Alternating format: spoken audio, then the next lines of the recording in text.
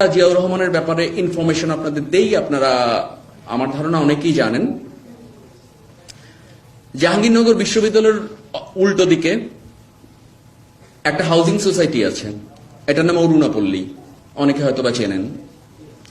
এটি 1972 সালে কাজ শুরু হয়, 1979 সালে হ্যান্ডওভার শুরু হয় প্লটগুলো।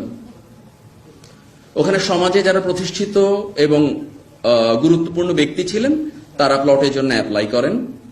জিয়াউর রহমান তখন প্রেসিডেন্ট ছিলেন।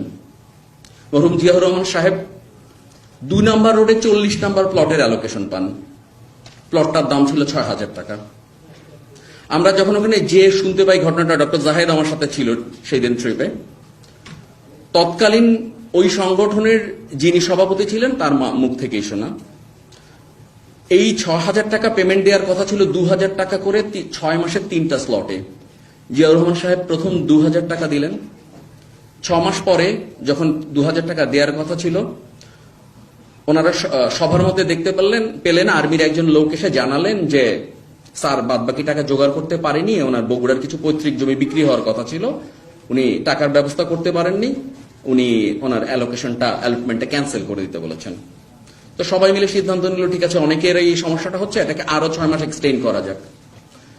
আরো 6 মাস এক্সটেন্ড করা হলো। 6 মাস পরে একই ঘটনা ঘটলো।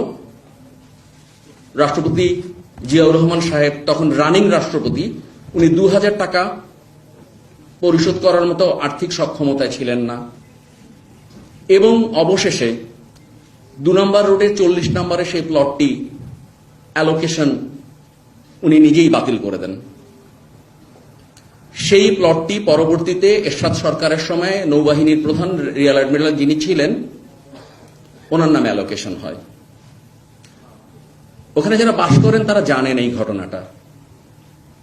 6,000 টাকার একটা প্লটের 2,000 টাকা পরিশোধ করার মতো অর্থনৈতিক সক্ষমতা বাংলাদেশের একজন ক্ষমতাসীন রাষ্ট্রপতির ছিল এবং উনি এটা পরিশোধ করতে পারেননি। এই ব্যর্থতা আমাদের জাতির অন্যতম একটা গৌরবের জায়গা। এটা শুনলে এখন রূপকথা মনে হয়, কিন্তু ঘটনাটি সত্যি। পৃথিবীতে আমাদের মাপার জন্য অনেক স্কেল থাকে। আমরা দূরত্ব মাপি গজ মিটার দিয়ে, আমরা ওজন মাপি কিলোগ্রাম দিয়ে, আমরা তরল পদার্থ লিটার দিয়ে মাপি। তেমনি আলোর তীব্রতা মাপা যায়, একটা দেশের অর্থনৈতিক গ্রোথ মাপা যায়। সততা কি দিয়ে মাপা যায় আমি জানি না। আমি বিশ্বাস করি পৃথিবীর ইতিহাসে খুব সামান্য কয়েকজন অসাধারণ সৎ রাষ্ট্রনায়ক যারা এসেছিলেন, জিয়াউর রহমান সম্ভবত পৃথিবীর সেই তালিকার সবচেয়ে উপরে থাকবেন।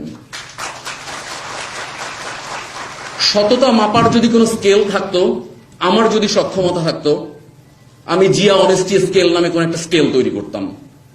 জিয়াউর রহমানের সততা এবং নৈতিকতার মানদণ্ড দিয়ে বর্তমান সমাজের মানুষগুলো সততা মাপা যেত।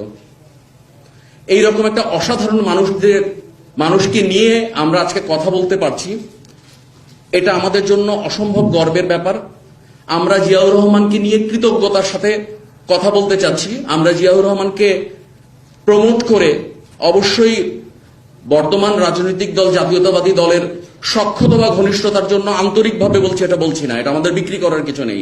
জিয়াউর রহমান বাংলাদেশের নেতা, জিয়াউর রহমান শুধু বিএনপির নেতা নয়। এবং জিয়াউর রহমান যেদিন সমস্ত মানুষের সমস্ত সন্দেহ এবং সংশয়ের ঊর্ধ্বে উঠে সবার হৃদয়ে চিরস্থায়ীভাবে অবস্থান করতে পারবে, আমরা মনে করব জিয়াউর রহমানের প্রতি তখন আমাদের সবচেয়ে সঠিক এবং যোগ্য মর্যাদাটি দেয়া হবে।